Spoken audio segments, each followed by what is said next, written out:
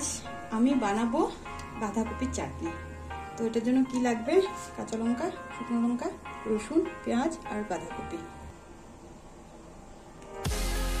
কড়াইটাকে ভালো করে গরম করে নিচ্ছি। তেল দিয়ে দিব।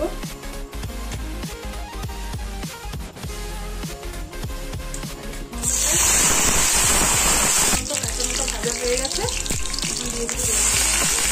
ভাজা হয়ে গেছে, পেঁয়াজ হয়ে গেছে, মোটামুটি ভাজা বাদাম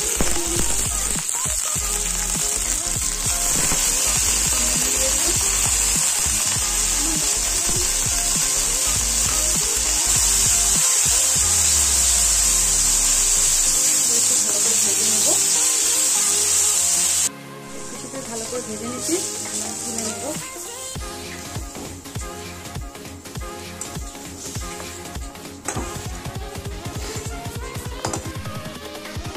এটা ভালো করে ভাজা হয়ে গেছে, আমি এটাকে নামিয়ে রেখেছি। একটু ঠান্ডা হলে এটাকে আমি ভেজে নেব। সাথে একটু ধনিয়া পাতাও দিয়ে দেবো, তাহলে দেখো।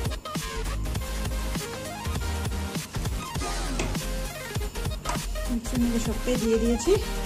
একটু ধনিয়া পাতা দিয়ে দেবো, ধনিয়া পাতা দিয়ে আমি তো রেডি আমার বাঁধাকপির চাটনি। আপনারা ওইভাবে বানিয়ে খাই দেখবেন, তারপরে আমাকে কমেন্ট করবেন।